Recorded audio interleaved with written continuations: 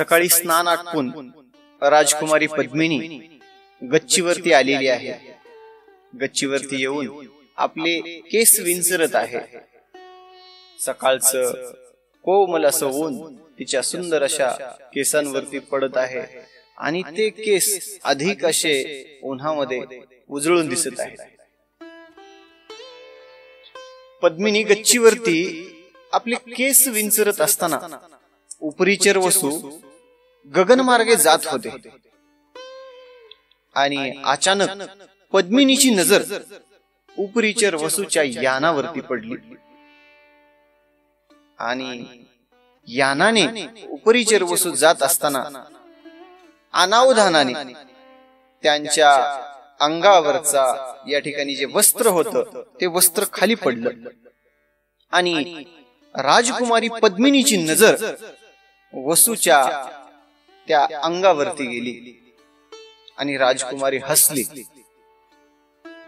पद्मिनी हसल्याबरोबर वसूंनी आपलं विमान थांबवलं आणि पद्मिनीला म्हणतात, राग आला उपरीचर वसूंना, कारण ते स्त्रियांबद्दल चांगला भाव, चांगली दृष्टी आणि प्रत्येक स्त्रीबद्दल मातृत्वाचा भाव ठेवत होते आणि स्त्रीनं आपल्या विषयी या ठिकाणी कामवासनेचा भाव आपल्या मनामध्ये घेतला आणि वासना धरून माझं वस्त्र अनावधानानं पडलेलं असताना ही माझ्याकडे पाहून हसली आणि राग आलेल्या वसूंनी त्या पद्मिनीला शाप दिला, जा स्त्री राज्यामध्ये खितपत पडशील.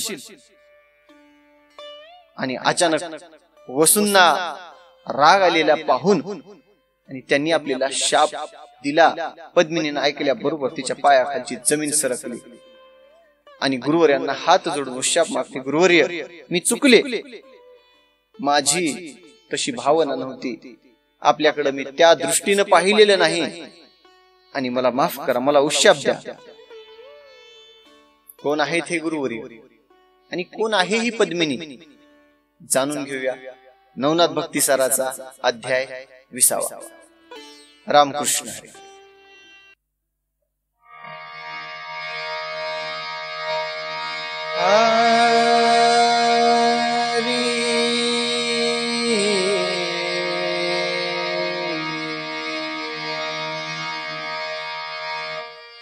वक्रतुंड महाकाय सूर्य कोटि समप्रभ निर्विघ्नं कुरु मे देव सर्वकार्येषु सर्वदा.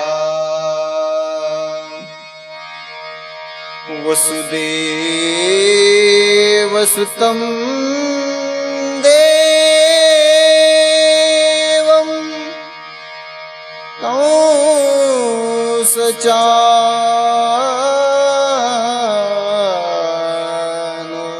कंसचाणूरमर्दनं देवकी परमानन्दं कृष्णं वन्दे जगद्गुरुम्.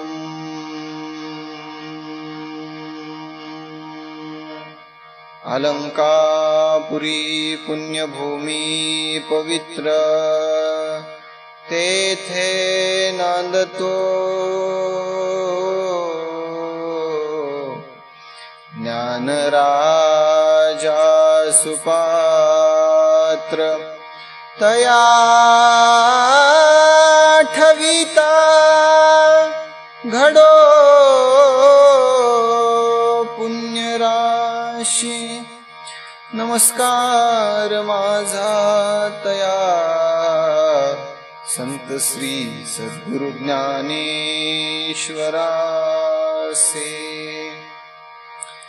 श्री गुरु मचिंद्रनाथ महाराज की जय.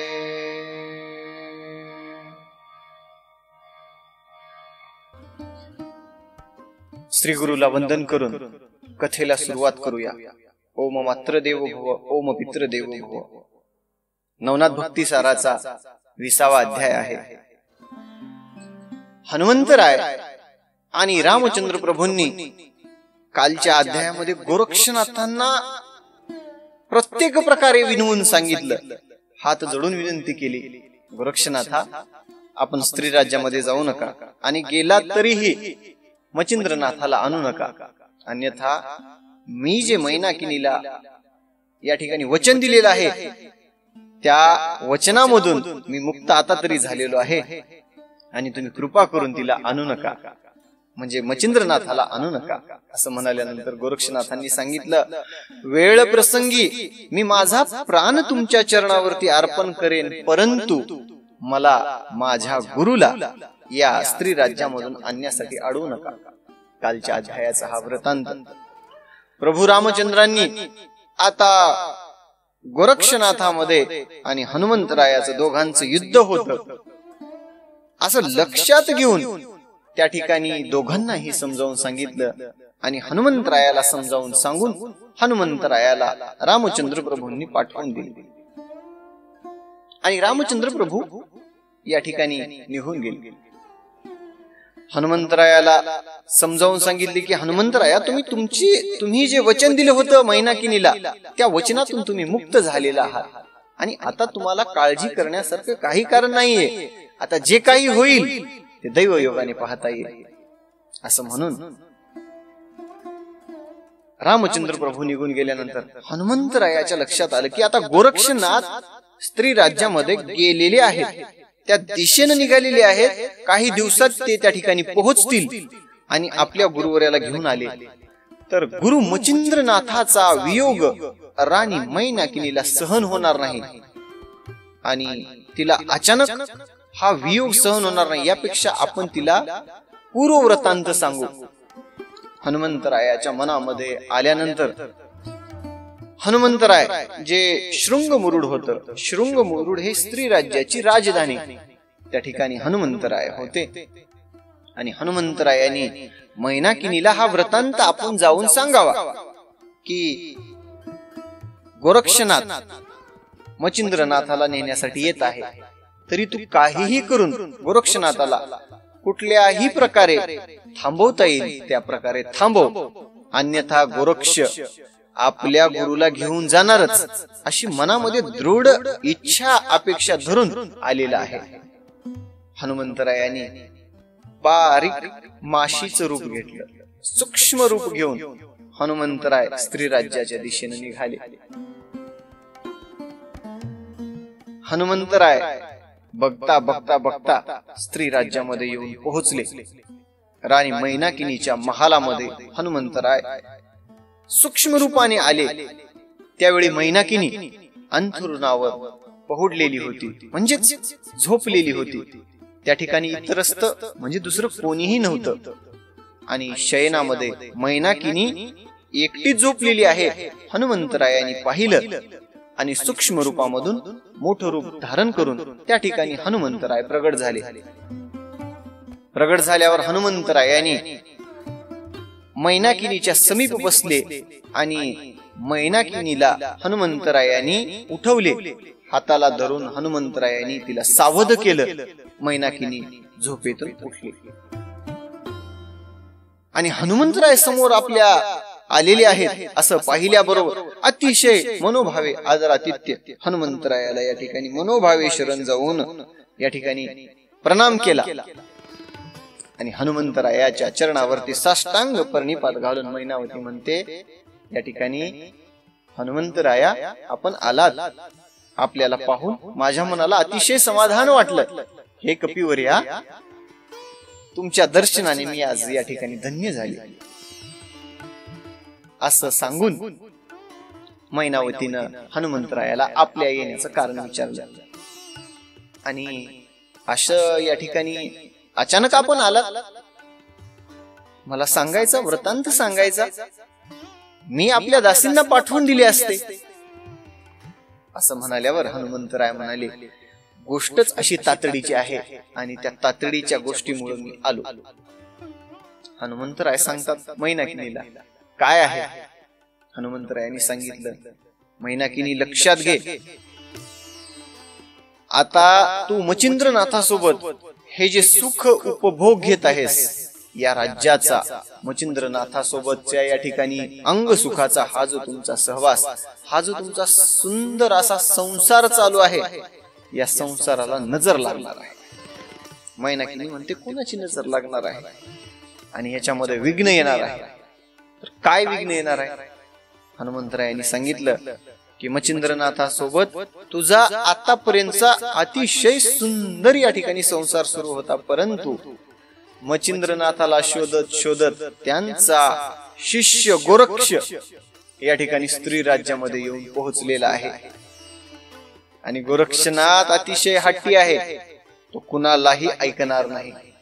आणि हा गोरक्ष जर मच्छिंद्रनाथाच्या समीप आला तर मच्छिंद्रनाथाला तो स्त्री राज्यामधून घेऊन जाणार. असं म्हणाल्याबरोबर मैनाकिनी घाबरली. अतिशय सुंदर संसार चालू आहे आणि या संसारामध्ये विरजन पडल, आपल्या संसाराला नजर लागली.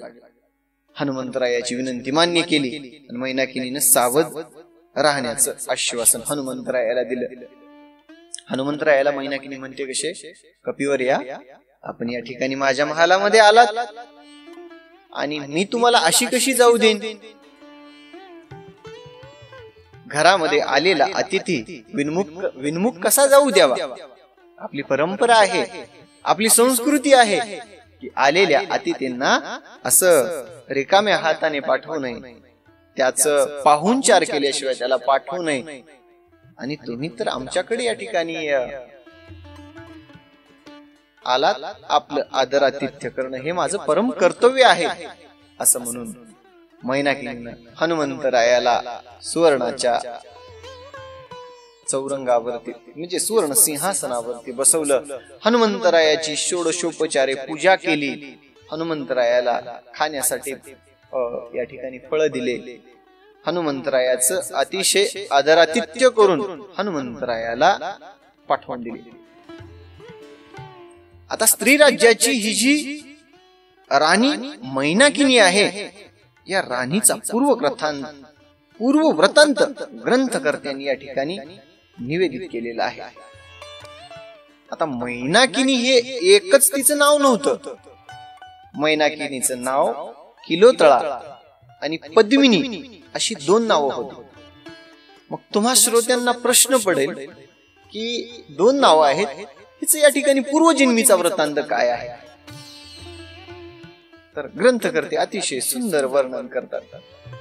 एके दिवशी जे सिंहल द्वीप आहे, सिंहल द्वीपाच्या ज्या स्त्रिया अतिशय सुंदर मनमोहक दिसणाऱ्या कामिन्या, प्रत्येक स्त्रीचं नाव पद्मिनी. आणि पद्मिनी सारख्या दिसणाऱ्या या सुंदर सुंदर स्त्रिया, त्यामध्ये ही जी किलोतळा होती, किलोतळा नाही पद्मिनी होती. पद्मिनी अतिशय सुंदर आणि मनमोहक होती. तिचं सौंदर्य, तिचा या ठिकाणी बाणेदारपणा आणि तिचे गुण सगुण स्वरूपानं भरलेली पद्मिनी, आई वडिलांनी तिचं नाव मैनाकिनी ठेवलं. एके दिवशी आता आई वडिलांची लाडकी पद्मिनी, दिसायला सुंदर आणि मनमोहक असणारी जे स्वर्गींची जे अप्सरा आहे उर्वशी, सगळ्या अप्सरेंमध्ये या ठिकाणी अतिशय उच्च असणारी उर्वशी, त्या उर्वशीच्या सौंदर्यालाही लाजवेल अशी लावण्यवती आणि रूपवती असणारी ही पद्मिनी एके दिवशी स्नान करून केस वाळवण्यासाठी गच्चीवरती गेली. आणि गच्चीवर ते जाऊन आपले केस विंचरत आहे. सुंदर अशा त्या पद्मिनीनं पाहिलं की आकाश मार्गे विमान जात आहे. आणि पद्मिनीची नजर विमानावरती पडली. विमानामध्ये उपरिचर वसू बसून जात होते. आणि उपरीचर वसूकड पद्मिनीची ज्या वेळेस नजर गेली त्यावेळेस अनावधानानं त्यांच्या अंगावरचं जे वस्त्र आहे ते अनावधानानं वस्त्र निष्ठून पडलं. वस्त्र पडल्याबरोबर पद्मिनी ते वस्त्र पडलेलं पाहून हसली आणि हसल्यावर अति महापराक्रमी असणारे उपरीचर वसू यानामध्ये जात असताना ही स्त्री माझ्याकडे कामदृष्टीनं पाहते आणि माझ्याकडे पाहून हसतेय. राग आला ऋषीवर्याला आणि ऋषीवर्याने आपलं जे विमान होतं ते विमान जवळ घेतलं. ऋषीवर्य पद्मिनी जवळ आले आणि पद्मिनी जवळ येऊन ऋषीवर्य थांबले आणि राग आलेल्या ऋषीवर्याने पद्मिनीला श्राप दिला. मी महातपस्वी उपरीचर वसू गगनमार्गे प्रवास करीत असताना माझ्याकडून कामसुखाची या ठिकाणी अभिलाषा धरून नारी तू हसलीस. मी तुला श्राप देत आहे. तू या भूतलावरती जाऊन स्त्री राज्यामध्ये खितपत पडशील आणि त्या स्त्री राज्यामध्ये तुला पुरुष पाहायला सुद्धा मिळणार नाही. माझ्यासारख्या तपस्वी ऋषीला, माझ्यासारख्या तपस्वी मुनीला तू कामदृष्टीने पाहते. हा तुझा घडलेला अपराध आहे आणि या अपराधाबद्दल मी तुला श्राप देत आहे. जा, पुरुषाची नजर, पुरुष तुला दूर दूर पर्यंत पाहायला सुद्धा मिळणार नाही. श्राप दिल्याबरोबर तिच्या पायाखालची जमीन सरकून गेली आणि ऋषीवर्यांनी दिलेला श्राप, ऋषीवर्यांना राग आलेला आहे आपल्या बोलण्याचा आणि अतिशय दुःखित होऊन अंतःकरणाने हात जोडले आणि ऋषीवर्याच्या चरणाला लागले. ऋषीवर्याला वंदन करून म्हणते पद्मिनी नारी, मुनिवर क्षमा करा, माझं चुकलं आणि मी अभागी असणारी पद्मिनी नारी आपल्याकडे मी काम वासनेच्या दृष्टीने पाहिलं नव्हतं. सहजच आपलं वस्त्र या अचानकपणे निघालं आणि मला त्याचं हसू आलं. मी त्या भावनेनं तुम्हाला तुमची उपेक्षा करावी या दृष्टिकोनातून मी आपल्याला हसले नाही. गुरुवर्या मला माफ करा, मला उशाप द्या. महाराज, साधूंचं हृदय कोमल असतं, मुनींचं हृदय सगळ्या चुकांना, सगळ्या प्राणी मात्रांना, सगळ्यांचे जे पाप कर्म आहेत त्यांना आपल्या पोटामध्ये घेऊन त्यांचं कल्याण करणारे मुनीवर आहात आपण आणि माझ्यावरती आपण कृपा करा, मला उशाप द्या.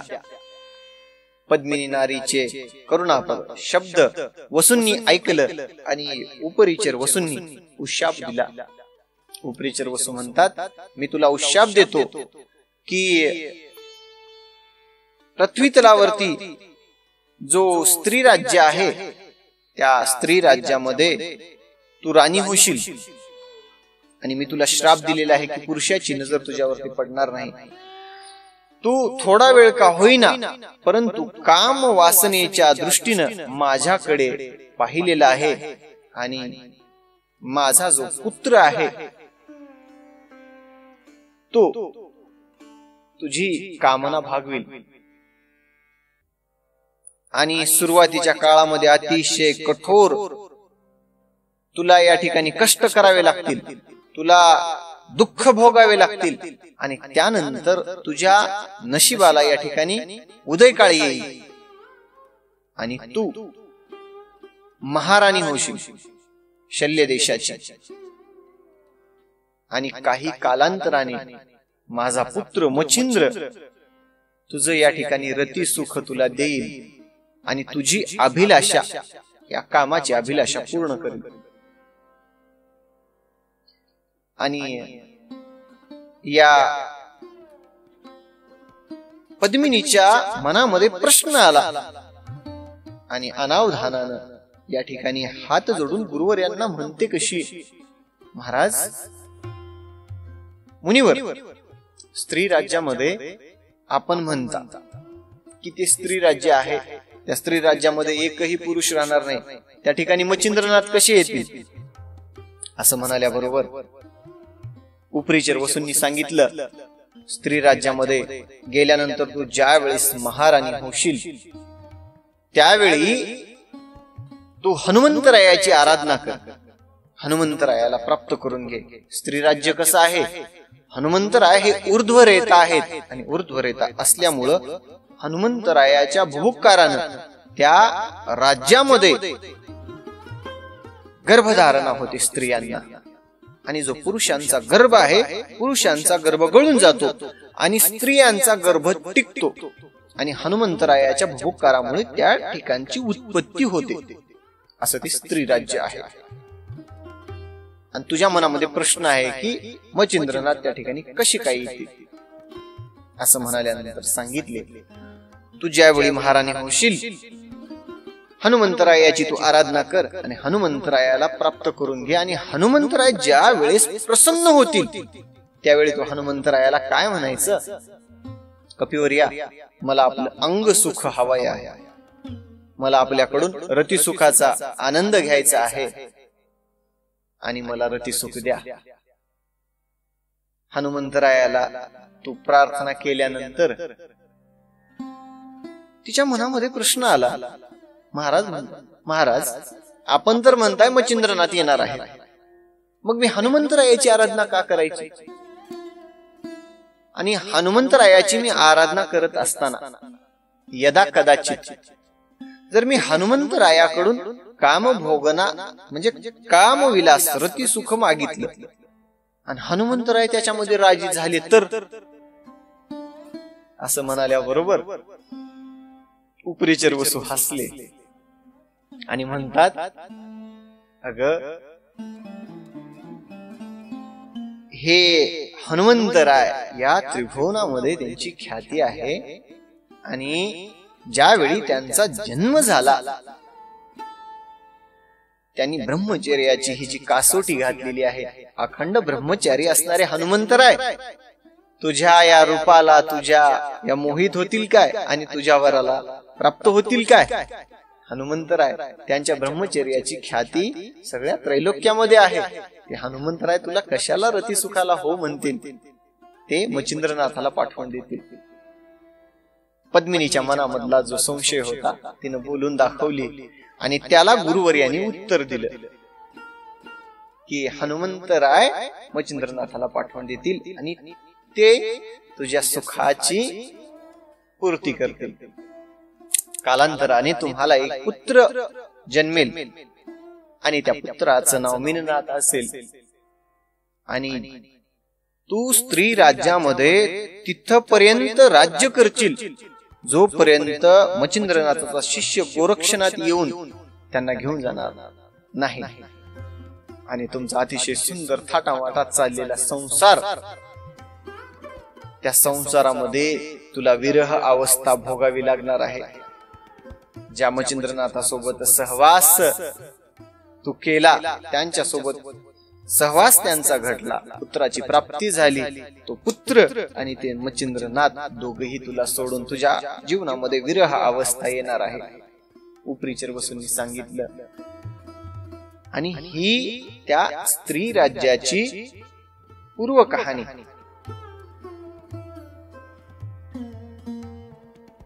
सांगितल्याप्रमाणे उशाप देऊन या ठिकाणी उपरीचर वसू निघून गेले. पद्मिनीला शाप लागल्यामुळे आणि अभिशापित असल्यामुळं ती फिरत फिरत फिरत या ठिकाणी पृथ्वी तलावर शृंगमुरुड नावाच्या राजधानीमध्ये आली. वसूंनी सांगितल्याप्रमाणे तिच्या सगळं काही लक्षात होतं. सुरुवातीला आपल्याला अतिशय दुःख भोगावं लागणार आहे, कष्ट भोगावं लागणार आहे, परंतु सिंहल द्वीपाची ती अतिशय आई बापाची आपल्या लाडकी असणारी पद्मिनी, सुंदर मनमोहक दिसणारी पद्मिनी त्या शृंगमुरुडामध्ये येऊन एका ओट्यावर येऊन बसली आणि ओट्यावर येऊन बसल्यानंतर सगळे जे या ठिकाणी त्या ठिकाणचे जे नगरवासी होते त्यांनी पाहिलं की म्हटले आतापर्यंत भरपूर या ठिकाणी स्त्रिया पाहिल्या, मनमोहक पाहिल्या, परंतु हिच्यासारखी दिसणारी सुंदर आपण पाहिली नाही.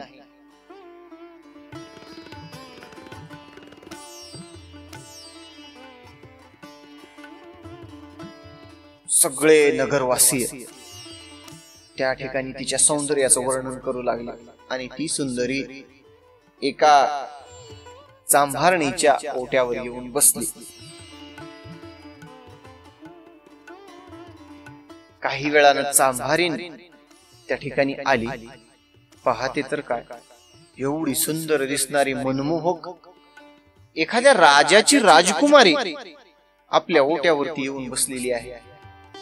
आणि पाहिलं आणि तिचं ते अलौकिक सौंदर्य पाहून भारावून गेली. आणि ती म्हणते, बाई तू कोण, तुझं नाव काय?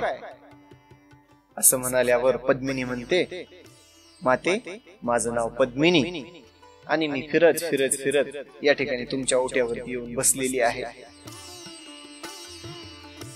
त्या चांभारणीनं विचारलं, तुला जर या ठिकाणी काही अडचण नसेल तर तू माझ्या वृद्धापकालाचा या ठिकाणी आधार हो. मी म्हातारी झालेली आहे आणि मला म्हातारपणाला कोणी आधार नाही. मीच या ठिकाणी एकटी राहते. बाई तू माझ्या समवेत राहा, माझ्या समवेत तू माझा आधार हो. मला स्वयंपाक करून दे किंवा माझ्यासोबत राहा, माझी मुलगी म्हणून राहा, मला अतिशय अतिशय आनंद होईल. असं त्या चांभारणीनं पद्मिनीला सांगितल्यावर पद्मिनीनं मान्य केलं आणि चांभारणी सोबत राहू लागलं. सुरुवातीचा काळ अतिशय कठीण पद्मिनीसाठी होता.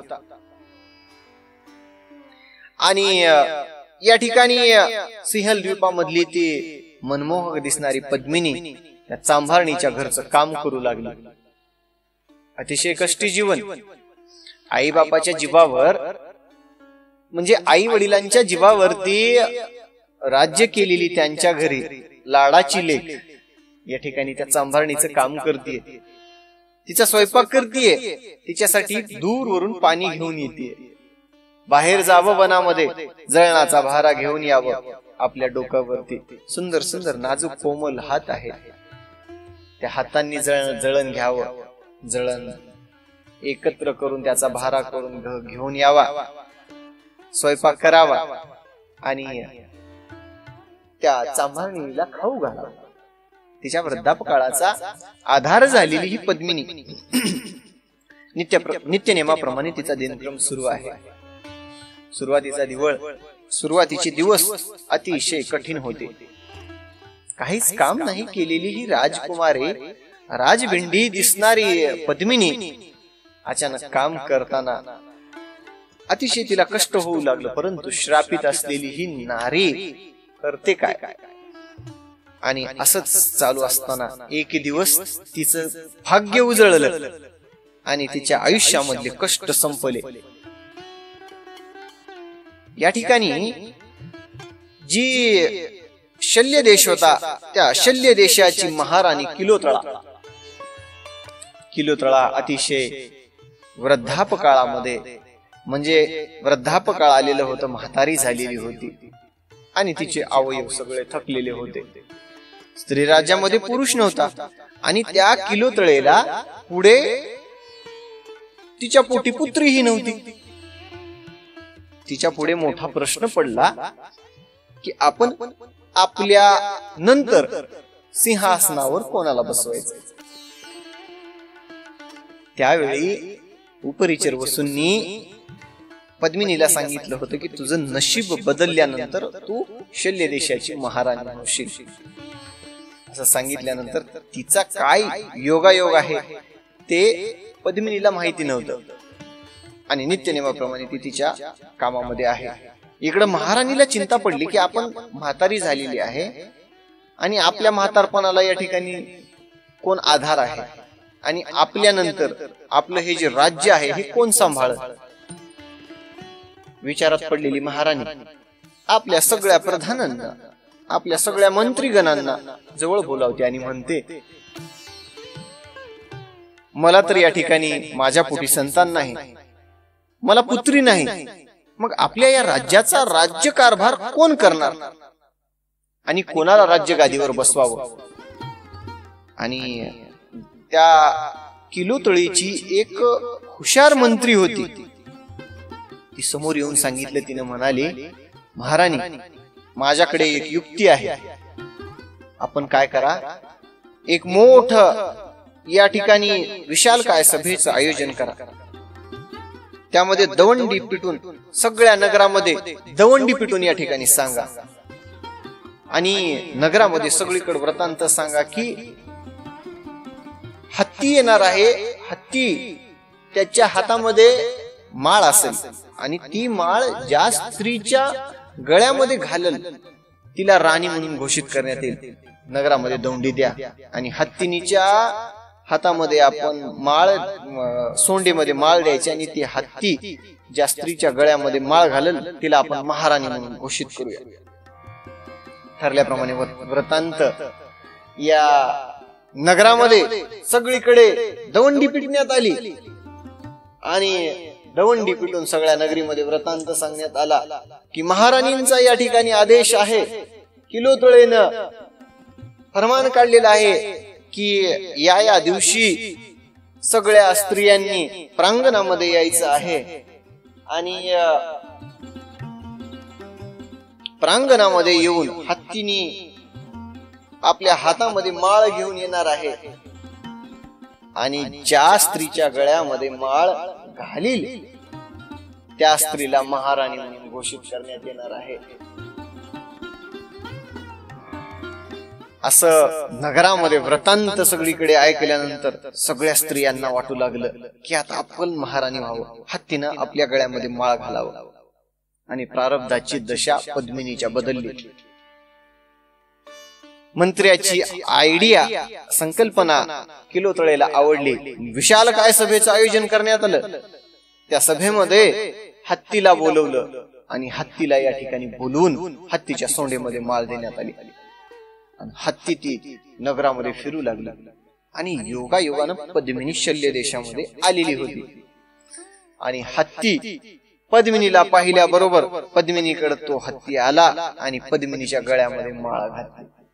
अशा प्रकारे पद्मिनीच्या गळ्यामध्ये माळ घातल्याबरोबर तिला अत्यानंद झाला आणि आपण या राज्याची आता महाराणी झालो आहोत तिला कळालं. आणि ठरलेल्या नियमाप्रमाणे आपल्या होणाऱ्या महाराणीला दूतांनी मोठ्या थाटा माटात घेऊन गेले. दूत म्हणजे सगळ्या स्त्रियाच होत्या. वाजत गाजत या ठिकाणी पद्मिनीला घेऊन गेले. राज्याभिषेक केला, राज्यगादीवरती बसवलं आणि नवीन राणीच्या हस्ते याचकांना अपार धन वाटप केलं. अशा प्रकारे पद्मिनी त्या स्त्री राज्याची, शल्य देशाची महाराणी झाली.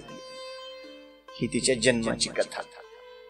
आणि सुरुवातीला तुम्हाला जो प्रश्न पडला होता की मैनाकिनी हिला जे पद्मिनी आणि जे किलोतळा अशी जे दोन नावं होते, ही नावं कसे काय, ही पूर्वजन्मीची ही कथा आहे.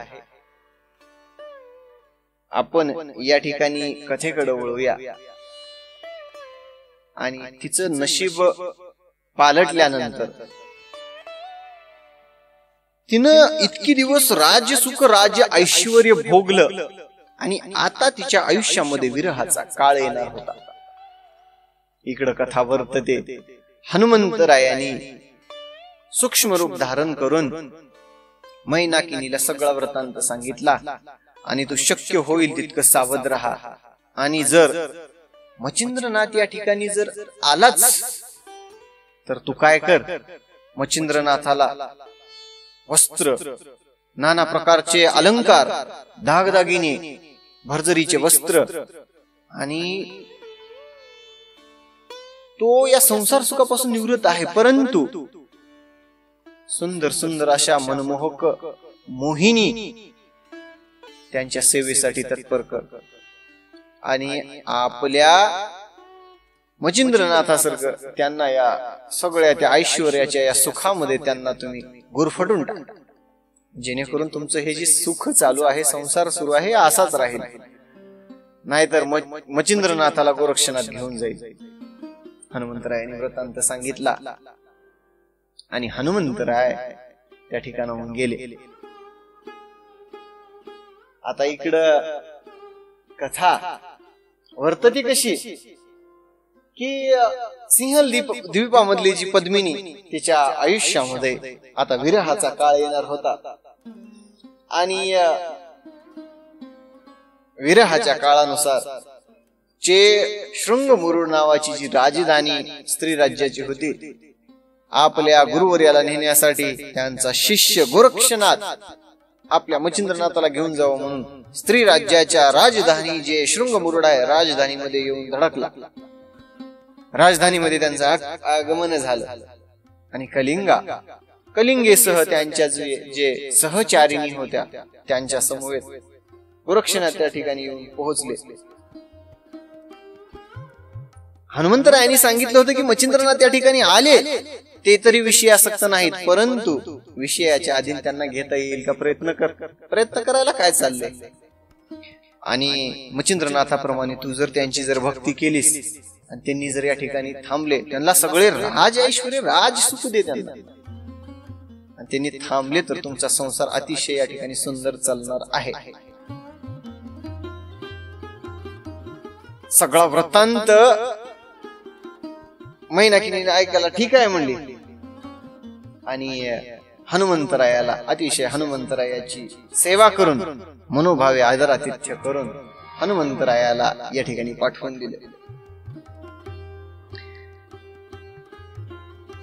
इकडं मजल दर मजल करत गोरक्षनाथ शृंगार मोड मध्ये येऊन पोहोचले आणि जी कलिंगा होती, कलिंगा आता स्त्री राज्यामध्ये निघण्यासाठी आतुर झाली होती. कधी एकदा स्त्री राज्यामध्ये जाते आणि मैनाकिनीची या ठिकाणी भेट घेते महाराणीची. तिला भेट घेऊन आपल्याला सुवर्ण भेटल, आपल्याला या ठिकाणी धन भेटल, आणि कधी एकदा जाऊन तिची भेट घ्यावं या उद्देशानं ती स्त्री राज्यामध्ये येऊन पोहोचली. एका धर्मशाळेमध्ये तिनं या ठिकाणी आपला सगळा जे सोबत आणलेले जी वाद्य होते, सगळ्या ज्या सहचारिणी सोबत होत्या सगळ्यांना त्या ठिकाणी थांबवलं आणि इकडं कलिंगानं महाराणी मैनाकिनीला वृत्तांत सांगण्यासाठी सांगितला. त्या दूताला वर्दी दिली, जावा महाराणीला वर्दी द्या की कलिंगा नावाची कलावंतीन आपली कला दाखवण्यासाठी या ठिकाणी आलेली आहे. दूताला सांगितल्याबरोबर दूतानी समाचार महाराणीला पोहोचला. महाराणी, आपल्या राज्यामध्ये कलिंगा नावाची कलावती आलेली आहे आणि तिची अशी इच्छा आहे की आपल्याला भेटावं, अशी तिने इच्छा प्रकट केलेली आहे. मैनावती कलीला दाद देणारी मैनाकिनी होती आणि मैनाकिनीने आपल्या दूताला सांगितलं, जावा घेऊन या तिला, अतिशय आदरातिथ्यानं घेऊन या. आणि राजाच्या सभेमध्ये गेल्यानंतर मैनाकिनीनं ते सगळं राज ऐश्वर्य आपल्या डोळ्यांनी पाहिलं. एवढी सुंदर सभा आणि ते सगळं सभेचं ठिकाण पाहिलं आणि तिचे डोळे या ठिकाणी विस्फारून गेली, भांबावून गेली. एवढं राज ऐश्वर्य, भरजरी वस्त्राच्या या ठिकाणी झालरी, दरबारामध्ये सुंदर असा मखमली गालिच्छा अंथरलेला आणि त्या मखमली गालिच्छावरून चालत असताना पायाला अतिशय मऊ मऊ वाटणार असा सगळा लवाजमा, ते सगळं सौंदर्य, ते सगळं द्रव्य, तो सगळा भरलेला दरबार आपल्या डोळ्यांनी पाहिला आणि आश्चर्यचकित होऊन गेली. काय ऐश्वर्य आहे.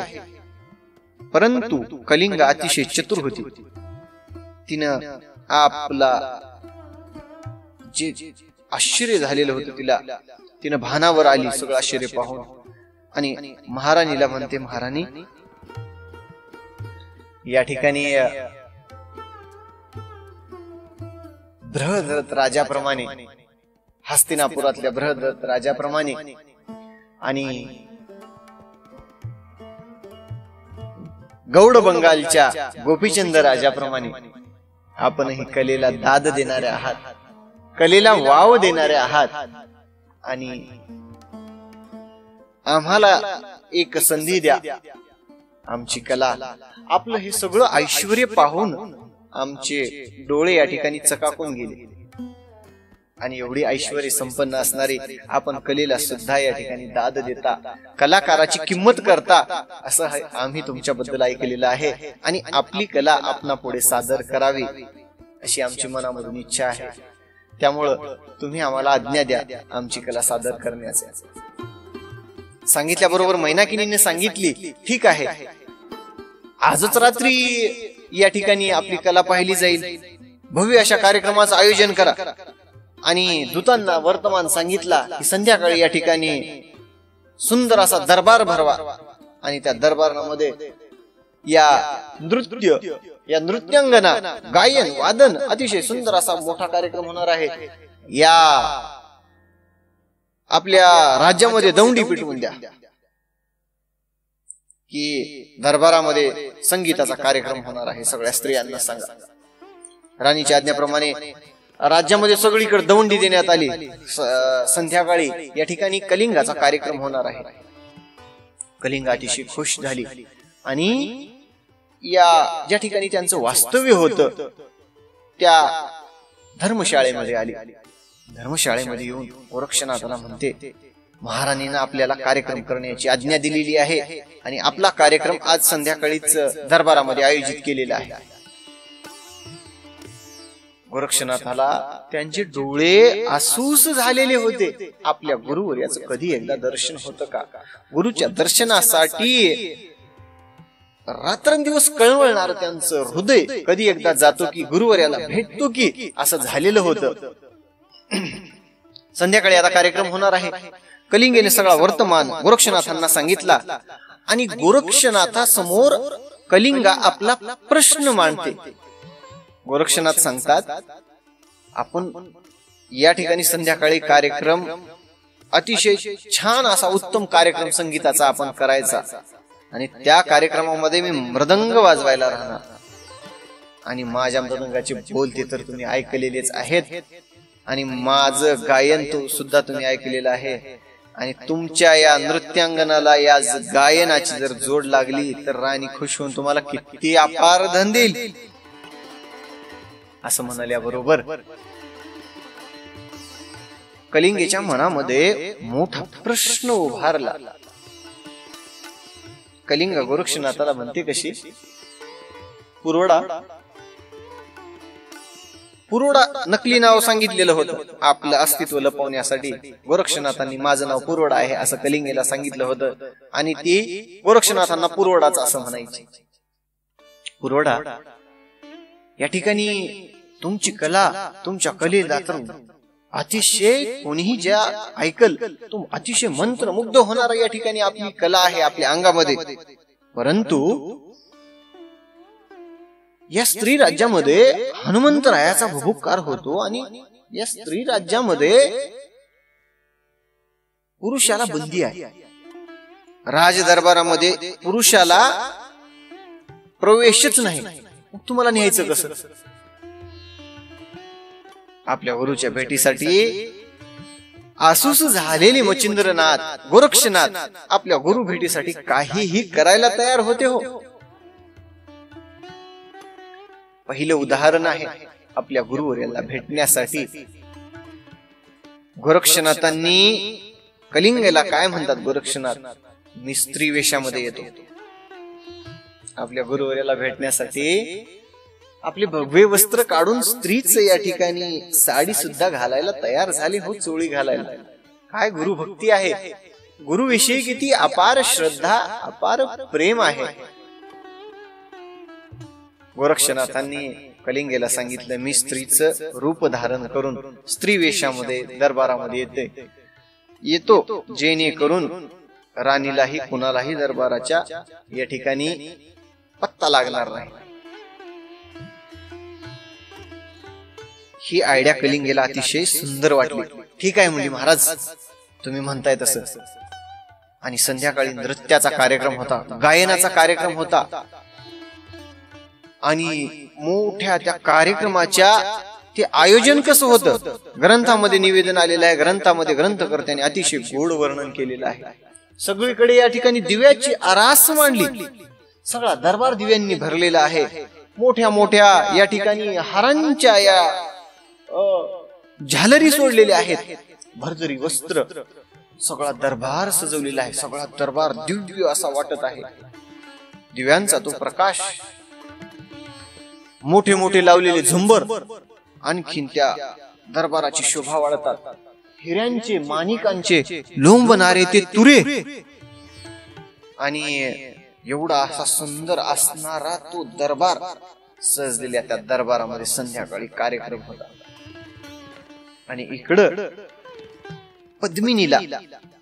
पद्मिनीलाच म्हणतो गोरक्षनाथाला म्हणजे पूर्वडाला सजवण्याचं कार्य सुरू आहे. कलिंगा आपल्या स्वहस्ते गोरक्षनाथाला सजवत आहे. एवढं गोड वर्णन आलंय ग्रंथामध्ये, काय सांगावं. अतिशय दिव्य आणि तेजस्वी असणारे मच्छिंद्रनाथ गोरक्षनाथ. आणि ज्यावेळी आपल्या गुरुवर्यांना भेटण्याचा हा एक मोठा योग आहे. आणि काहीही केलं तरी आपल्या गुरुवर्यांना भेटायचं म्हणून गोरक्षनाथाला स्वतः सजवत आहे. आणि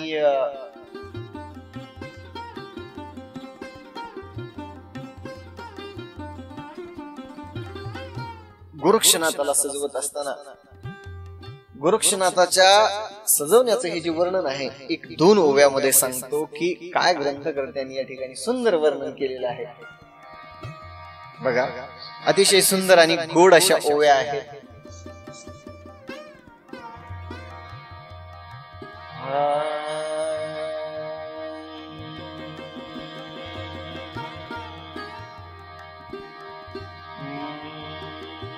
ऐसे ऐकूनी तपोद्रुमा म्हणे ऐके वो सुमध्यमे अंगनावेशी येतो नटुना तुझा रंग लुटावया माझी इच्छा होईल पूर्ण तू तेही मिळेल पारधन मग ती कलिंगा आवडीने अवश्य नाथा म्हणतसे मग लेवोनी कंचुकी सार परिधानी ले उत्तम चिर जटा व्यक्त करोनी भार भांग मुक्तानी भरियेला. गोरक्षनाथाला सजवत आहे कलिंगा आपल्या स्वतःच्या हातानं.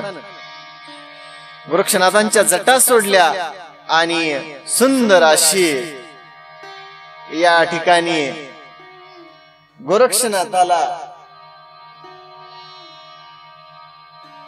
भांग, गोरक्षनाथाची सुंदर अशी बुचडा बांधला. गोरक्षनाथांचा केसांचा बुचडा बांधला. माथ्याला सुंदर असं कुंकुम तिलक लावला, कुंकाचं तिलक लावलं. भाळी चर्चुनी कुंकुम कोर सोगया अंजनी मिरविले नेत्र कबरीवरून चीर पदर नाभिस्थानी खोविला. कपाळाला कुंकू लावलं, डोळ्यामध्ये काजळ भरलं, डोक्यावरून पदर घेतला आणि नाभिस्थानी पदर खोवला. पुढे वर्णन करत म्हणतात काढोनी कर्णमुद्रिका भूषण ताटंके केली परिधान तेही कोंदणी जडावरत्ने नक्षत्रा समान झळकते. कानामधल्या मुद्रा काढल्या आणि कानामध्ये स्त्रियांचं कानाचं सुंदर दिसण्याचं जे लेवण्याचं असतं ते कानामध्ये गाठले की एकाग्न करुणी रोहिणी पिली कृपातले श्रवणी वस्तीमुक्त घोष नासिका प्रती सरजिनाथ शोभत असे. नाकामध्ये नथनी घातली, सुंदर असा शृंगार केला आणि पुरुष रूपामधल्या पुरोडाला पुरवडी केली आणि पुरुषाच्या वेश असणाऱ्या गोरक्षनाथाला स्त्रीचा वेश दिला. आणि काय वर्णन करता तो ग्रंथ करते, आमचे गोरक्षनाथ किती सुंदर दिसू लागले, किती सुंदर दिसू लागले की म्हणले की एकाग्र करुणी रोहिणी पती करो पातले श्रवणी वस्ती मुक्त घोष नासिका प्रती सरजीनत शोभतसे. 5 कंकण जडित भूषण ग्रीवे माझी अपार हो हेम नानानगी हटक गुण मुक्त लडा शोभल्या. अंगावरती सोन्याची आणि मोत्याची दागिने घातले आणि आमचे गोरक्ष एवढे सुंदर दिसू लागले. स्वर्गीच्या नृत्यांगनालाही लाजवतील एवढं सौंदर्य त्यांचं दिसू लागलं. सभेची तयारी सुरू आहे आणि त्या कार्यक्रमासाठी निघालेले गोरक्षनाथ कलिंगा तिच्या सख्या तिच्या सोबत्या सगळ्यांनी सुंदर वेश परिधान केले. सगळ्या अतिशय थाटामाटामध्ये नटल्या आणि सगळीच्या सगळ्या ज्या कलावती आहेत आणि कलावती सुंदर सुंदर नटून कार्यक्रमासाठी राजवाड्याकडे निघाल्या. परंतु परी त्या शैल्या शुभाननी पहाती पुरवंडा सुलोचनी एकमेका बोलती वाणी मदन बाडी ही असे. अहो मदनासारखं सौंदर्य मदनाची पुत्री असावी आणि ही म्हणले एवढं सुंदर दिसत आहे पुरवडा, माझी नजर लागते का काय. त्या ज्या जाणाऱ्या त्या ज्या सख्या आहेत त्या एकमेकींना म्हणतात, अगं बघ ग हा पुरवडा किती सुंदर दिसतीये ग ही. हा पुरवडा पुरुष असणारा याला स्त्रीचे वस्त्र परिधान केले, याचा सुंदर असा या ठिकाणी शृंगार केला आणि किती सुंदर दिसतीये ग ही. आणि काय हिची सुंदरता, एका स्त्रीच्या सुंदरतेला एका स्त्रीनच मोहित व्हावं इतकं ते मदनाहुनी तेज असणार ते सौंदर्य त्या पुरोडेचं होतं, त्या मच्छिंद्रनाथाचं होतं, गोरक्षनाथाचं होतं. आणि सुंदर मनमोहक दिसणारे गोरक्षनाथ, अहो आमचे नाथ दिव्य आणि तेजस्वी असणारा त्यांचा हा चेहरा आणि त्या चेहऱ्यावरती एवढा साज शृंगार नृत्य, एवढ्या या सोन्या नाण्यांनी मडवावं, सुवर्णांनी मोत्या या ठिकाणी सगळ्या शृंगारांनी मडवावं आणि त्यांच्या सौंदर्यामध्ये अधिकाधिक भर व्हावी. आणि कसं म्हणतात बघा ना, ग्रंथकर्ते म्हणतात, सकळ नाट्य कलावती विकळ स्वरूप नीच दिसती मनती धन्य विधात्या प्रती रचिली मूर्ती अनुपम्या. काय विधात्याची कमाल आहे, काय विधात्याची करुणा आहे, एवढी सुंदर मूर्ती या ठिकाणी निर्माण केलेली आहे. एवढं सुंदर सौंदर्य पहाव पहातच राहाव. एका स्त्रीनं दुसऱ्या स्त्रीच्या सौंदर्याकडे पहावं एवढं मनमोहक दिसणारे आमचे गोरक्षनाथ पुरवडा नाव धारण करून, एका सुंदर सुवासिनीचा श्रृंगार धारण करून राजवाड्याकडे निघत असताना सगळ्या या कलावतींनी या ठिकाणी वर्णन केलेलं आहे. समस्त वधू जशी उर्वशी, तरी हिच्या पुढे वाटते दासी. चपळते जे सहजेसे, तळपत आहे बाळही. अहो, उर्वशी पेक्षा सुंदर दिसणार हे सौंदर्य, आणि एवढी सुंदर दिसणारी ही बाळी आहे म्हणले. सहज सोडून प्रत्योदक, नाद दर्शवी अलौकिक, पहातेपणी पडून टक. विस्मये पडती त्या, ज्यांची दृष्टी गोरक्षनाथावरती पडावी, ज्यांची दृष्टी आमच्या पुरवडेवरती पडावी, त्यांनी बघत राहावं. काय सौंदर्य आहे, काय ते तेज, काय ते शृंगार, काय तो साज, आणि काय ही नारी दिसतीये. विधात्यानं सुंदर या ठिकाणी निर्माण केलेली अप्रतिम कलाकृती. काय विधात्याची कला आहे, काय विधात्याचं या ठिकाणी सौंदर्य आहे. प्रत्यक्ष मदनाचा या ठिकाणी रस गाळून निर्माण करावी ही सुंदरी नारी. आणि वाद्यनादाने व्यक्तित्व मिळविताल अति अद्भुत, परी सकळ शैल्यांचे चक्षुतेत एका ठाई मीनले. त्या सगळ्यामध्ये जी मुख्य होती ती मुख्य होती कलिंगा, परंतु आमच्या गोरक्षाचं तेज. कलिंगा मुख्य नायकिनी, परिपुरवडा दैन्यवानी. जैसा उदय येता तरणी, सकळ तेजा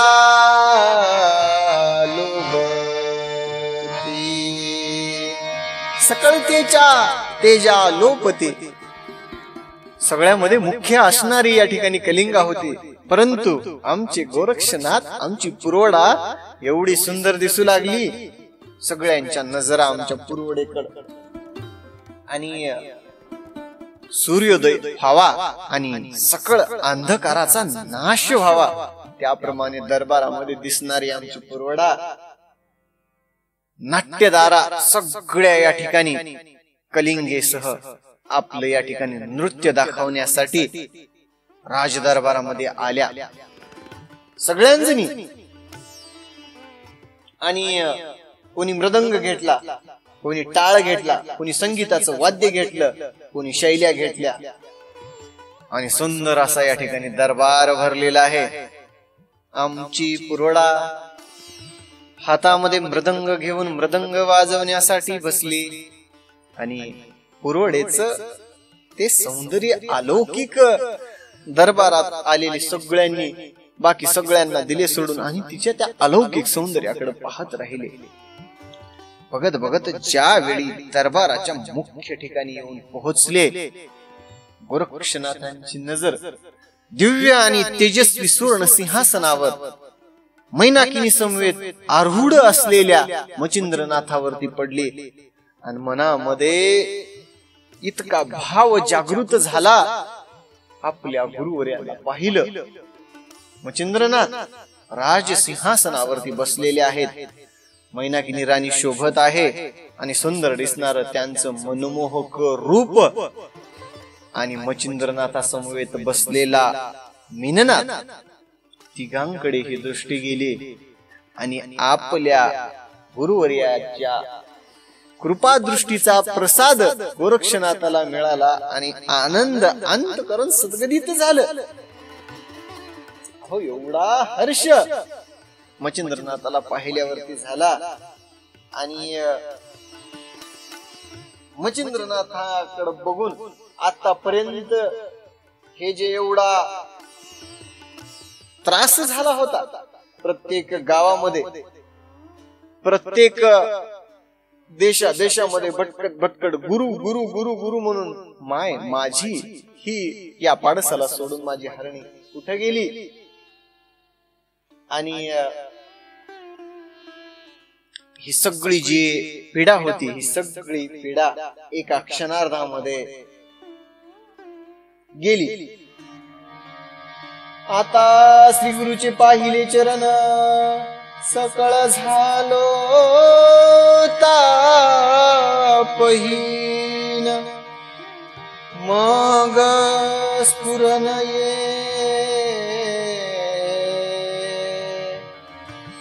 कुशलपणी वाद्य कळा मिरवितसे. वाद्य हातामध्ये घेतले, हातामध्ये मृदंग घेतला. पुरोडा या ठिकाणी नृत्य करण्यासाठी थांबलेली आहे आणि पुरोडा हातामध्ये मृदंग घेऊन थांबलेले आहेत आमचे गोरक्षनाथ. आणि कलिंगा नृत्यासाठी थांबलेली आहे. आणि त्या सभेचं ते वर्णन केलेलं आहे. कशी होती सभा, काय होतं गायन. ते नृत्य गीत संगीत होता, पाहुणी लाजे विधी दुहिता दुहिता.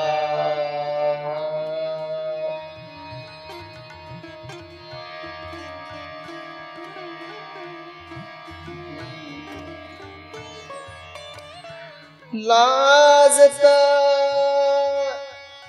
अप्सरा गंधर्व ठेवून पाहती चरणाते. एखाद्या स्वर्गामध्ये स्वर्गींच्या अप्सरा नाचायला या ठिकाणी आणि गंधर्व गायन करण्यासाठी प्रत्यक्षात त्या सभेचं त्याप्रमाणे या भूतलावरती सभा भरलेली होती.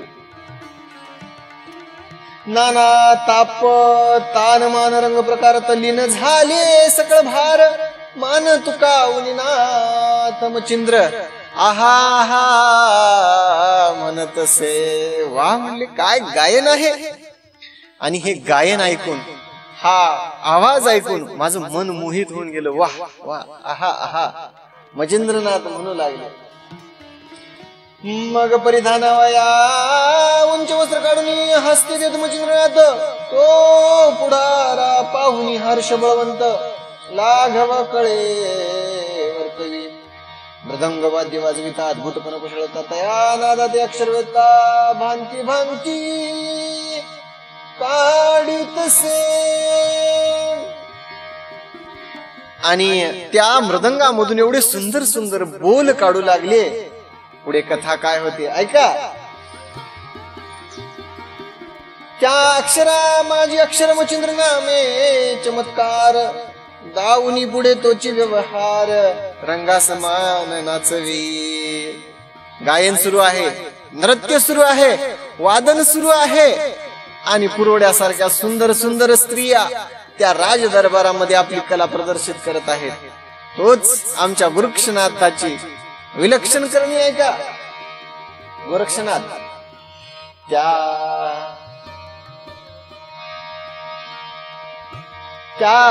अक्षरा माझी अक्षर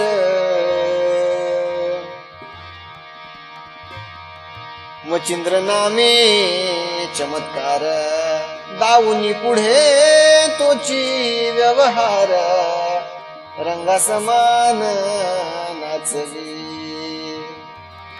मृदंगाक्षरी तैसी चर्या गावी तसे गुरुवर्या. चलो मचिंदर गोरख आया. पुन्हा अक्षरे आच्छादी. सुंदर शोभा आहे, नृत्य चालू आहे, नृत्यांगना नाचत आहेत.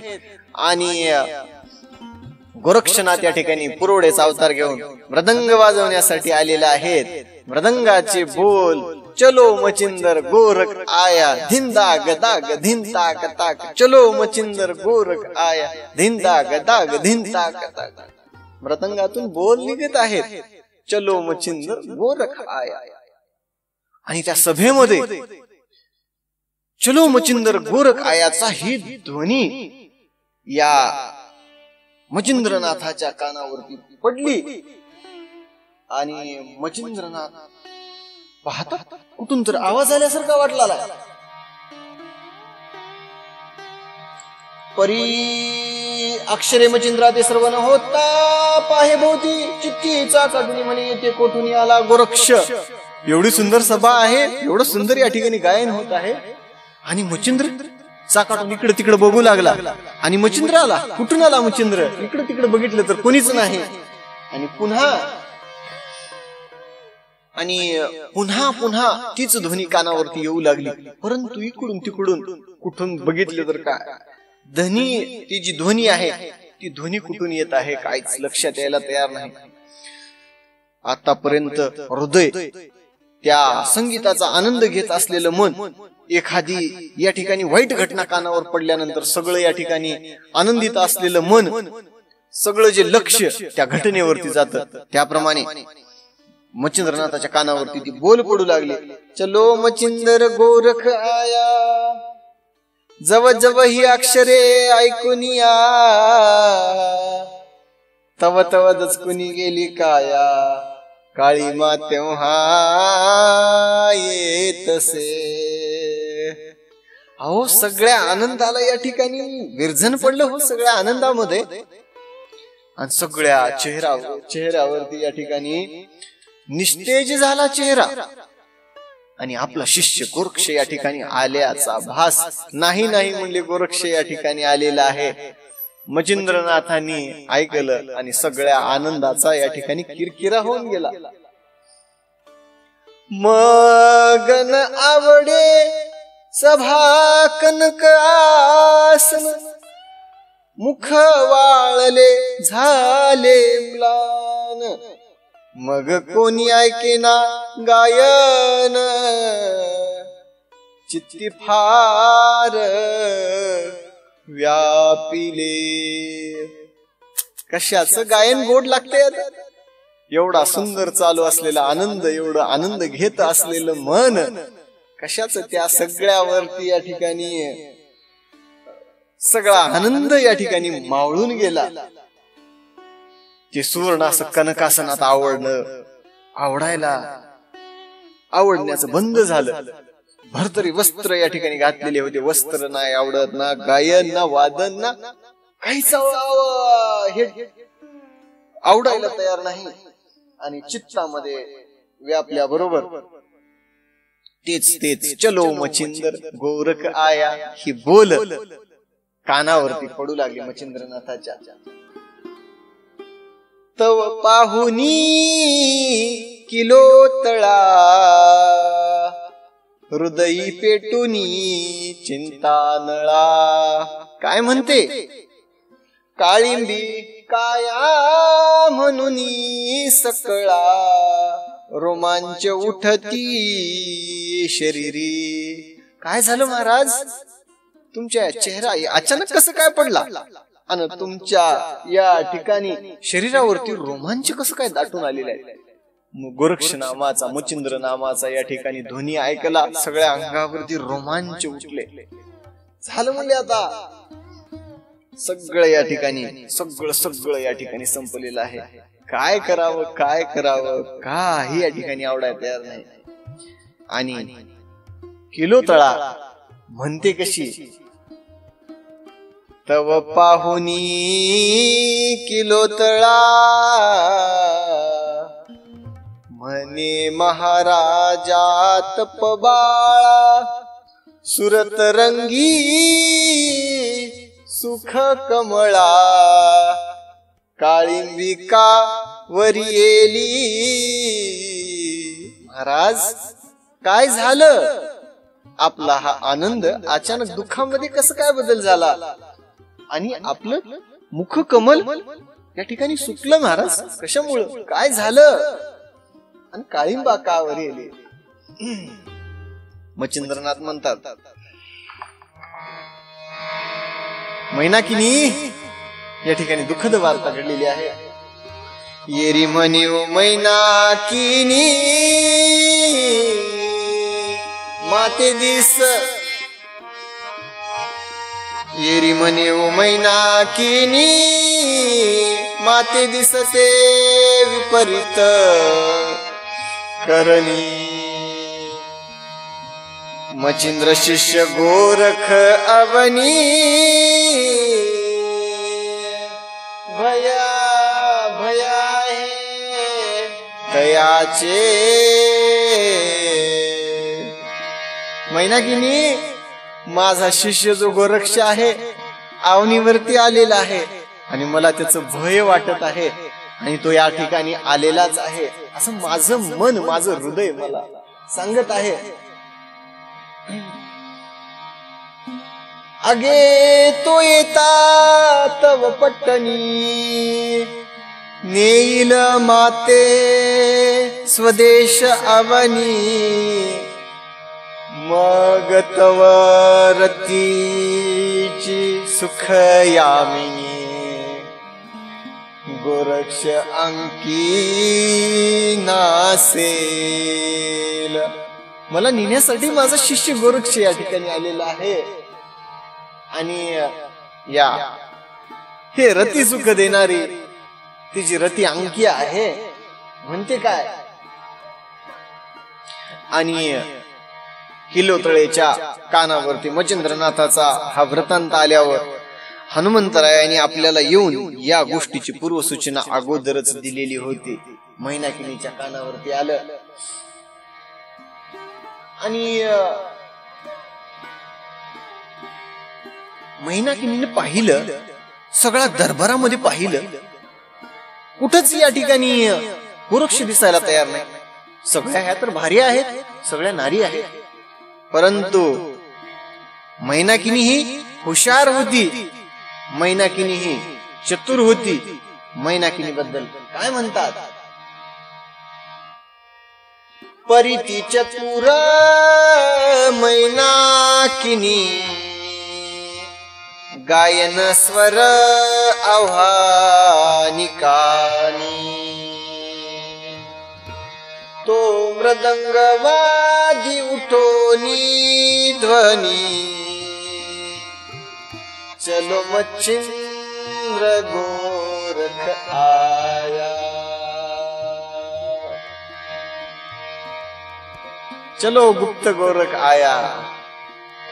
हुशार होती हो किलोतळा आणि तिने बघितलं आवाज कुठून येत आहे, जो आवाज माझ्या स्वामीला विक्षेपित करीत आहे, माझ्या स्वामीच्या चित्ताला भयभीत करीत आहे, असा आवाज तो कुठून येतो तरी कुठून आहे. किलोतळेनं पाहिलं, मैनाकिनीनं पाहिलं आणि ध्यानपूर्वक पाहिलं असता मैनाकिनीच्या लक्षात आलं की हा आवाज या मृदंगामधून येत आहे आणि पुरोडेच्या मृदंगातून येत असलेल्या आवाजामध्ये, याच आवाजामध्ये काहीतरी आहे आणि याच आवाजाला माझा स्वामी भयभीत होत आहे, माझे स्वामी विचलित होत आहे, त्यांचं मन त्यांचं विचलित होत आहे. हुशार होती हो किलोतळा. आणि महाराणीनं या ठिकाणी म्हणली, बर असं आहे का, या मृदंगातून आवाज यायलाय का, आणि आपण मृदंगच बदलून टाकावं म्हणली. एक या ठिकाणी गायन झाल्यानंतर किलोतळेनं गायन थांबवलं, सगळ्यांकडचे ते वाद्य घेतले आणि आदेश दिला, म्हणली यांना दुसरे वाद्य द्या म्हणली, सुंदर छान प्रकारे, आणि यांच्याकडचे वाद्य दिले. परंतु वाजवणारा आमचा गोरक्षनाथ पुरवडा चालू केले आपले स्वर, धिन दाग दाग धिन ताग ताग चलो मच्छिंद्र गोरख आया, धिन दाग दाग धिन ताग ताग. अहो वाजवणारा तेच, आणि वाद्य जरी दुसरे दिले तरी वाजवणारा तो गोरक्षनाथ असल्यामुळं त्या मृदंगातून तेच आवाज येत असल्यामुळं क्षणार्धामध्ये ओळखली हो की सगळं काही या पुरवडेमध्येच आहे आणि पुरवडेच्याच या मृदंगातून आवाज येत आहेत. पुरवडेला थांबवलं, दुसऱ्या या ठिकाणी कलाकाराला या ठिकाणी बोलवलं, वाद्य वाजवणाऱ्या या दुसऱ्या नारीला बोलवलं आणि तिला सांगितलं म्हणून वाजव म्हणली, चल.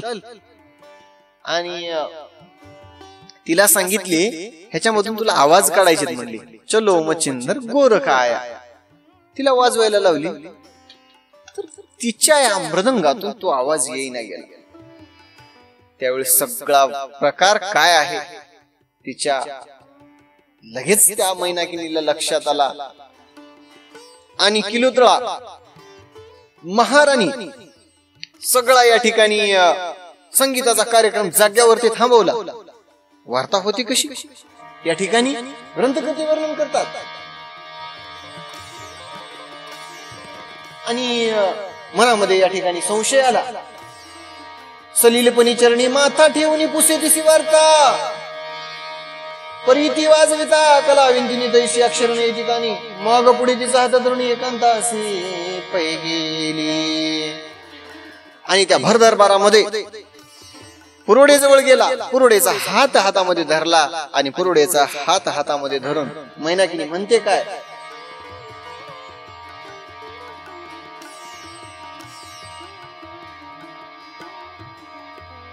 सलीलपणी चरणी माथा ठेवून पुसे तिसी वार्ता.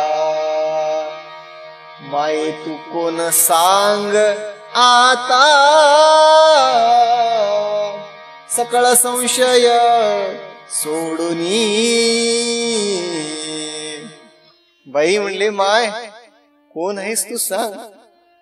आपल्या पदाची मर्यादा सगळी सोडली आणि सगळी पदाची मर्यादा, मी राणी आहे, मी महाराणी आहे, माझ्याकडे राजवैभव आहे, सगळं सोडून तिच्या चरणावरती मिठी गाठली, दृढ मिठी, आलिंगन दिलं आणि पायावरती माथा ठेवून म्हणते कशी राणी, माय कोण आहेस तू, नाव काय तुझं, कुठून आलेली आहेस आणि तुला तू कोण आहेस, तुझा वृत्तांत काय आहे मला सांगावाच लागेल.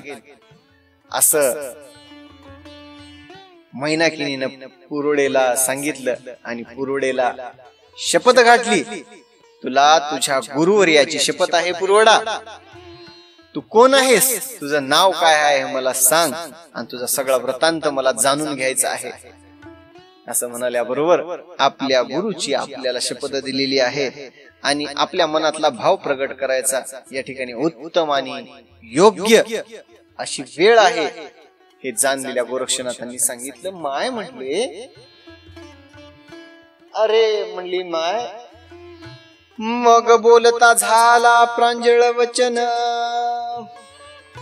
माये मिनसे सर्वथा कामिन, श्री मच्छिंद्राचा प्रिय नंदन, गोरक्ष नामे मिरवितसे.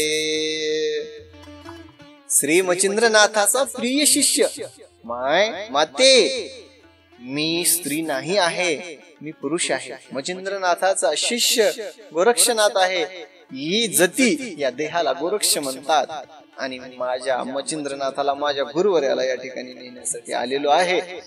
आपण माझ्या गुरुची शपथ मला दिल्यानं मी या ठिकाणी तुला सांगतो आहे माते, माझ्या गुरुवर्याला नेण्यासाठी या ठिकाणी आलेलो आहे. मच्छिंद्रनाथाला नेण्यासाठी आलेले आहे म्हटल्या बरोबर मनामध्ये अतिशय दुःख झालं. ती स्त्रीवेशधारी नारी नटोनी निघेत व राजद्वारी ऐसे गेता ती सुंदरी, पुन्हा चरणी लोटली. राजद्वारामध्ये निघाल्याबरोबर चरणावरती दृढ आलिंगन दिलं हो. डोळ्यामधून खळखळ अश्रू वाहू लागले. आपला गोड संसार सुरू आहे आणि सगळ्या या संसाराला आता विरह येणार आहे. आमचा सुखाने चाललेला संसार या विरहाच्या अग्नीमध्ये मला जळून खाक व्हावं लागेल. हा विरह माझ्याने सहन नाही होणार. राजद्वारामध्ये जाणाऱ्या त्या पुरोडेच्या पायावरती अजून एकदा दृढ आलिंगन दिलं. माय तू जाऊ नको. मग पुरुषप्रधान आणून त्वरित स्त्री गोरक्षाने सवित म्हणे, तू माझा सुत भेटलासी दैवाने. बाबा तू माझा पुत्र आहेस, माझा मुलगा आहेस, मला आज दैवाने भेटला. पूर्वी नाथाने नामाभिधान तव रूपी केले निवेदन, निवेदन होताची तन मन प्राण तव भेटी उदेले. पूर्वी मच्छिंद्रनाथांनी मला सांगितलं होतं माझा शिष्य गोरक्षनाथ आहे आणि माझा पुत्र जसा मीननाथ आहे. बाळा गोरक्षा, तूही माझा मीननाथासारखा या ठिकाणी पुत्र आहे. आणि अंगावरती स्त्रीचे सगळे वस्त्र या ठिकाणी काढले आणि पुरुषाचे वस्त्र नेसण्यासाठी गोरक्षाला दिले.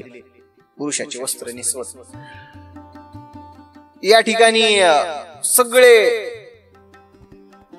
दागदागिने आणले, सगळ्या शृंगाराचं साहित्य आणलं, सगळा स्त्रीचा वेश काढून टाकला आणि पुरुषाच्या वेशामध्ये मुक्ताफळाच्या माळा गळ्यामध्ये घातल्या, मोत्याचे हार, सोन्याचे हार, हातामध्ये सोन्याच्या मुद्रा, अंगठ्या, हातामध्ये कडक, गळ्यामध्ये सोन्याचे सुवर्ण हार, रत्न, अलंकार, भरजरीचे वस्त्र नेसण्यासाठी दिले. गोरक्षनाथ या सगळ्यापासून अलिप्त होते, परंतु आपला कार्यभार त्यांना साधून घ्यायचा होता. आणि गोरक्षनाथांनी ते वस्त्र केले परिधान. आता मैनाकीने आता राजमात, आता या ठिकाणी राज महाराणी आहे, महाराणीचं या ठिकाणी कशाला आपण मन मोडावं असं म्हणून सगळे ते वस्त्र परिधान केले आणि सगळ्या त्या गोरक्षनाथाला सजवून दिव्य वस्त्र अलंकार घालून आमच्या गोरक्षनाथ या ठिकाणी काय दिसत होता म्हणता. काय ते अलौकिक असं सौंदर्य नाथाचं. आणि पुरुष वेशधारी गोरक्षनाथाला दरबारामध्ये प्रस्तुत केल्याबरोबर सगळ्या स्त्रियांनी पाहिल्या. स्त्री राज्यामध्ये पुरुष आलाच कसा काय, सगळ्यांना नवल वाटलं. गोरक्षनाथाकडे पाहिल्या आणि ते सौंदर्य पाहून सगळे मनमोहित झाले. सगळा नृत्याचा कार्यक्रम झाला, सगळ्यांना पाठवून दिलं. आणि या मैनाकिनीला मच्छिंद्रनाथ म्हणतात, मैनाकिनी कोण आहे हा पुरुष? असं म्हटल्याबरोबर महाराज आपण यांना ओळखलं नाही, हा तुमचा शिष्य गोरक्षनाथ तुमच्या भेटीसाठी आलेला आहे. गोरक्ष आलेला आहे. मनामध्ये तळमळ तळमळ तळमळ वाटली. आपला गोरक्ष या ठिकाणी आपल्याला भेटण्यासाठी आलेला आहे. आणि आनंद वाटला मच्छिंद्रनाथाला, माझा शिष्य मला भेटण्यासाठी या ठिकाणी आलेला आहे. काय करू काय नाही, संसारामध्ये त्यांचं मन अतिशय तल्लीन झालेलं होतं. परंतु आपल्या शिष्याला पाहिल्यावरती आपल्या शिष्याप्रती मनामध्ये प्रेम उचंबळून आलेलं हो. कित्येक दिवसानंतर नांदून आलेल्या आईला आपल्या मुलीचा चेहरा दिसावा, सोज्वळ चेहरा दिसावा आणि आपल्या आईनं कडकडून जशी मिठी मारावी त्या मुलीला, त्याचप्रमाणे मच्छिंद्रनाथाने कडकडून मिठी मारली गोरक्षनाथाला. आणि गोरक्षनाथाच्या डोळ्यामधून अश्रू येऊ लागले. नाथा, मला 12 वर्ष तपश्चर्येला आपण बसवलं, आपण या ठिकाणी येऊन बसलात. मी कुठं कुठं तुम्हाला नाही हुडकलो, रानामध्ये फिरलो, वनामध्ये फिरलो, माझे पाय मोडून जाते का काय अशी माझी अवस्था झालेली. रानामध्ये चालत असताना माझ्या पायामध्ये काटा मोडावा, माझ्या पायाला खडे रुतावे, परंतु मी आपला विसर नाही केला. गुरुवर्य, आपण संपन्न आहात, आपण गावोगावी फिरत गेला तर आपले हजारो शिष्य तयार होतील, परंतु तुम्ही केवळ एकच माझे गुरु आहात. आणि गोरक्षनाथाचं ते बोलणं ऐकून मच्छिंद्रनाथाच्या मनामध्ये अपार दया आणि प्रेम उत्पन्न झाले. आणि गोरक्षनाथ आपली अवस्था सांगितल्याबरोबर मच्छिंद्रनाथ सुद्धा म्हणतात, बा भोजन करिता षड्रसांनी तुझे स्मरण होत से मनी. बातो ग्रास ठेविता आननी विषासमान वाटत से. बाळा, तुला वाटत असेल मी एवढ्या या राजवैभवामध्ये आहे, राज ऐश्वर्यामध्ये आहे, मी ज्या ज्या वेळी भोजन करण्यासाठी ताटावरती बसावं आणि हातामध्ये घास घ्यावा, गोरक्षा मला तुझं श्रवण होत होत रे बाळा, तुझी आठवण येत होती. ज्या ज्या वेळी जेवण करण्यासाठी घास उचलावा, त्या घासामध्ये मला तू दिसत होतास बाळा.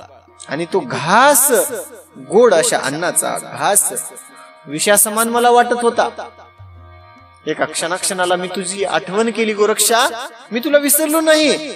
माझ्या शिष्याला मी कसं बरे विसरेन. गुरु शिष्याचा संवाद सुरू आहे. 12 वर्षानंतर भेट होत आहे. 14 वर्षाचा काळ उलटून गेला आणि 14 वर्षाच्या काळानंतर आपला शिष्य आपल्याला भेटत आहे. गुरुवर्याला झालेला आनंद आणि आपला गुरु आपल्याला भेटत आहे, शिष्याला झालेला आनंद. दोघांचे डोळे अश्रूंनी भरले. मग अश्रूने पूर्ण भरती नयन, तुझ जवळी लागे माझा प्राण. मग मूर्तिमंत तू जठरी येऊन उभा राहसी माझी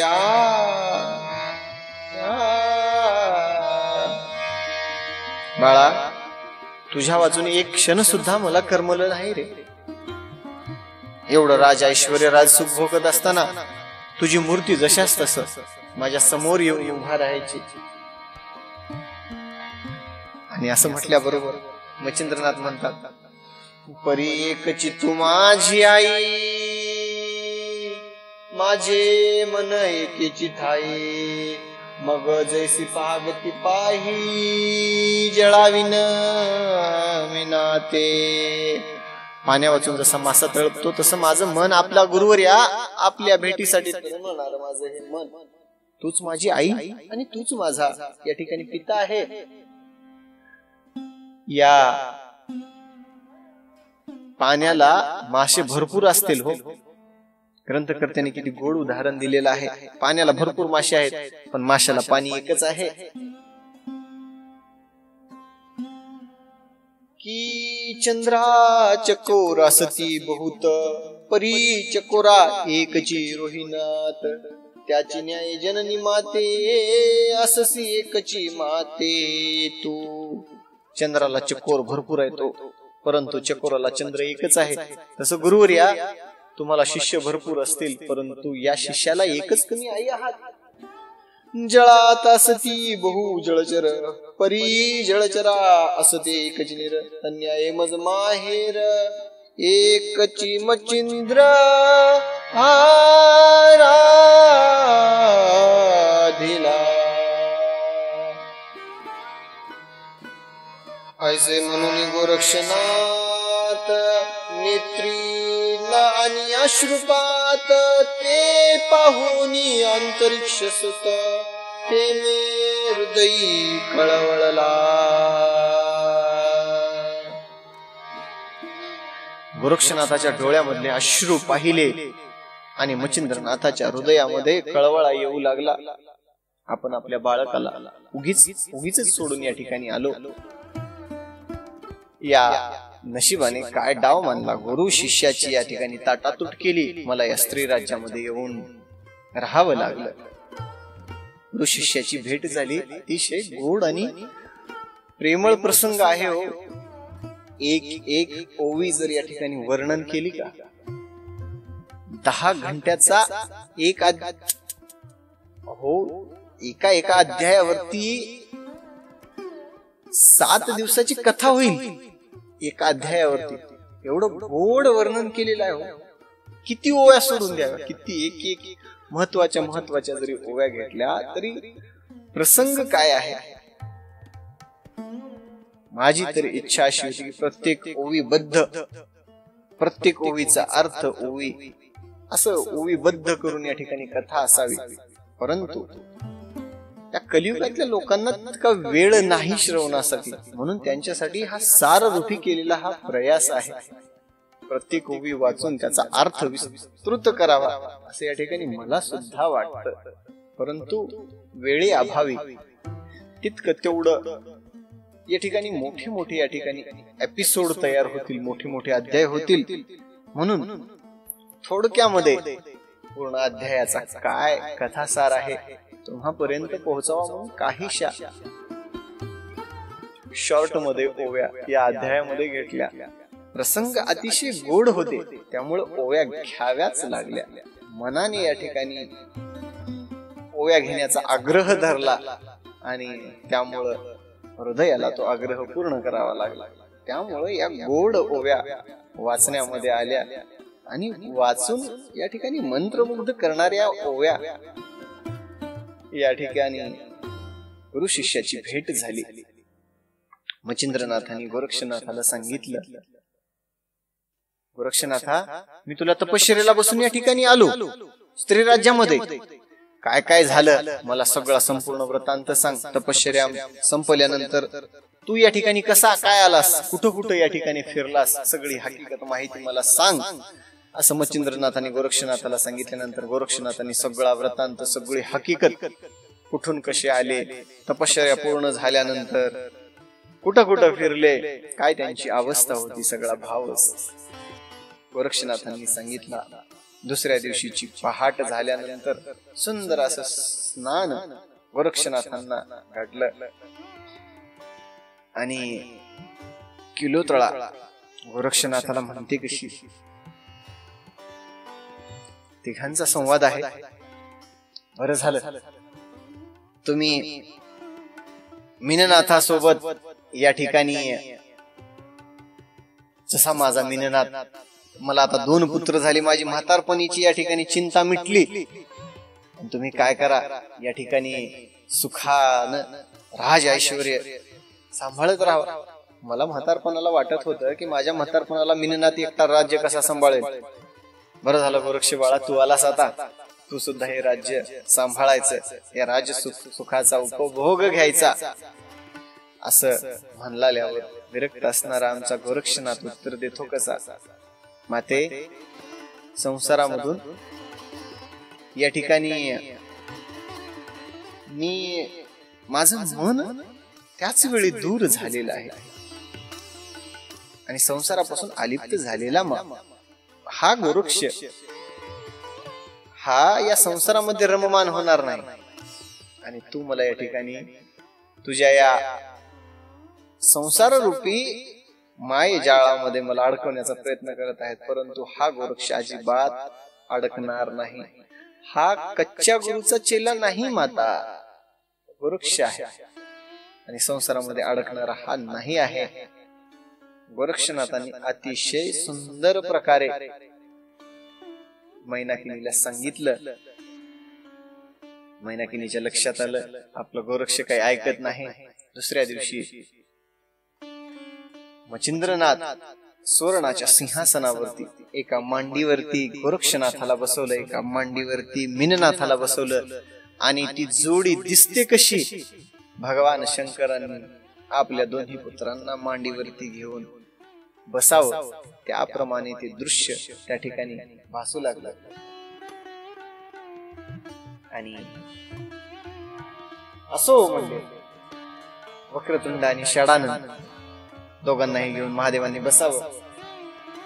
असो आता वक्रतुंड षडानंद घेऊन बैसे. उमार मन की माये यशोदे जवळी रामकृष्ण उभयांकी मिरविती.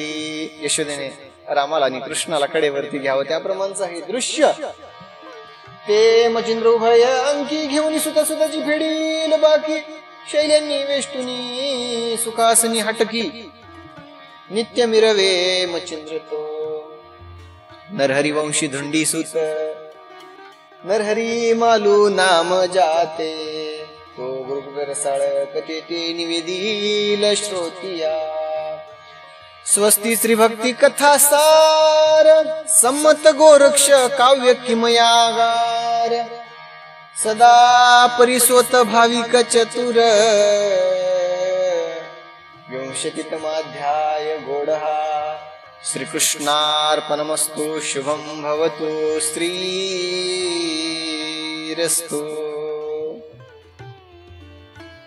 नरहरीसुत धुंडीसुत मालपवी यांनी अतिशय गोड असं निवेदन केलं आणि नवनाथ भक्तिसाराचा या ठिकाणी 20वा अध्याय समाप्त झालेला आहे.